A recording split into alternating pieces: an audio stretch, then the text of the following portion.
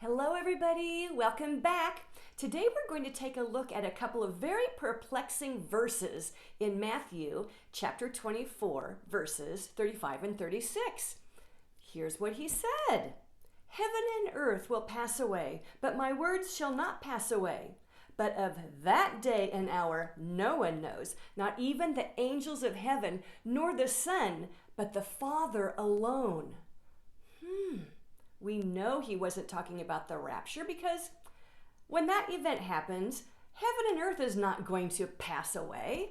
There's still a lot of things that are going to happen on earth and in heaven, we learn. Those two verses have nothing to do with the rapture.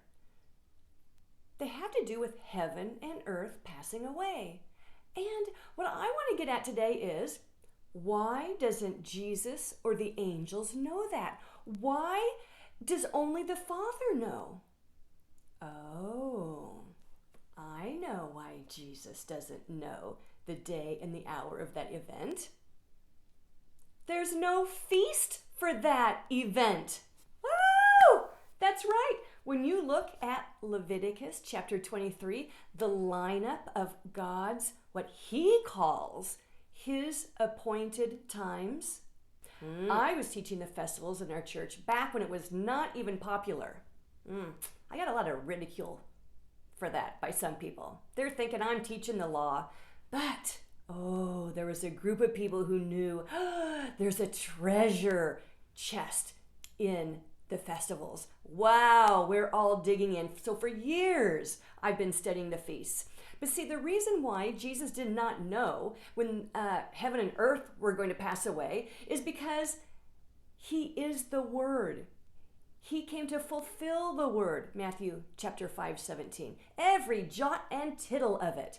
Those festivals that God had his people rehearsing, because they were holy rehearsals, he had them rehearsing every year, doing the circuit. Well, how can you even rehearse for the passing away of heaven and earth? You can't. It was not even something he wanted them to know about yet. So, Jesus came to fulfill the law and the prophets. He came to fulfill the festivals. So this is why God did not have them rehearsing the time when heaven and earth would pass away. But instead, we have Jesus performing the festivals. And if you keep your eyes on him, you'll see what he was doing and saying throughout the Gospels. And if you know those festivals really well, like after all these years, I know them really well, we know that for every major event that's going to happen in the future, especially during Daniel's 70th week, those events are punctuated with a festival. God was teaching us something, the order of how they are celebrated, the date that they are celebrated, how long they're celebrated, the celestial signs. God put the sun, moon, stars in orbit to teach us all these things. And the ancient Hebrews, they would pay attention to all of that. The Jews paid very close attention to all of that. So too should we. So you can get to the point when you're studying the festivals and Jesus doesn't even need to be doing something on a festival, but at other times he'll be acting out things that were done on festivals, and you'll be able to recognize, oh, that's what they did on Passover. Yeah, it doesn't need to be Passover. That's something they would do at tabernacles. But it does not necessarily have to be tabernacles when he did it or said it. Now, granted, I have a little bit more of a jump on you, but it's not too late for you to be starting to study the festivals.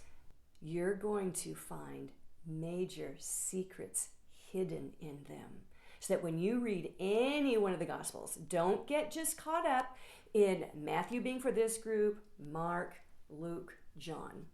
You know, I come from a Nazarene background. We were studying that 40 years ago.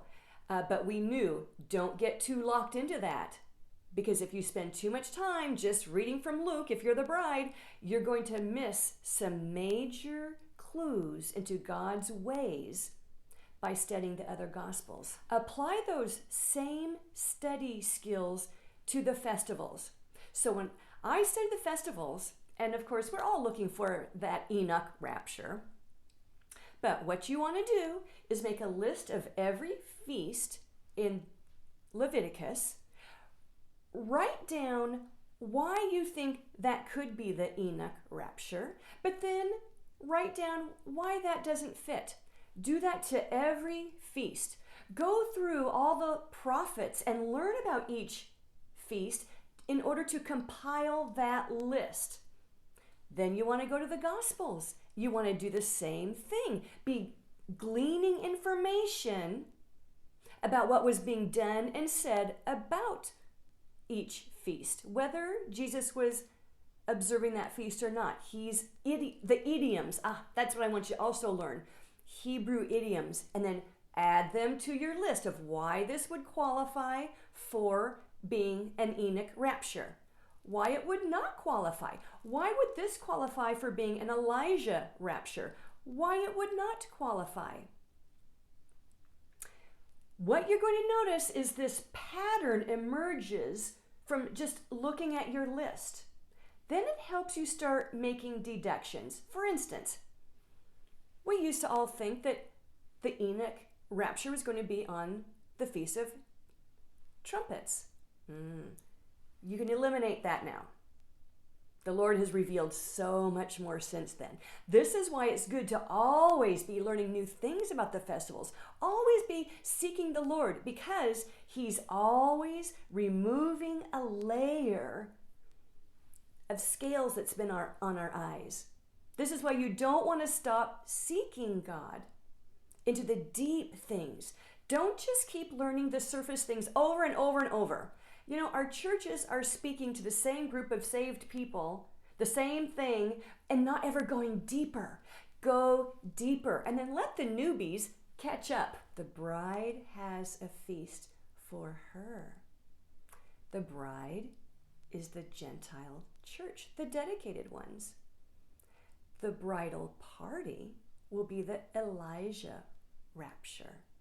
And the friends of the groom are going to be the post-tribulation translated ones.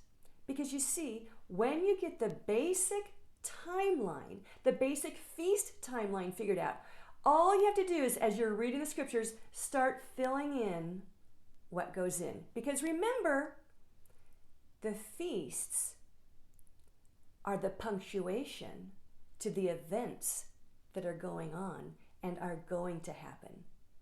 Okay, thank you for listening. I'll talk to you later. Bye.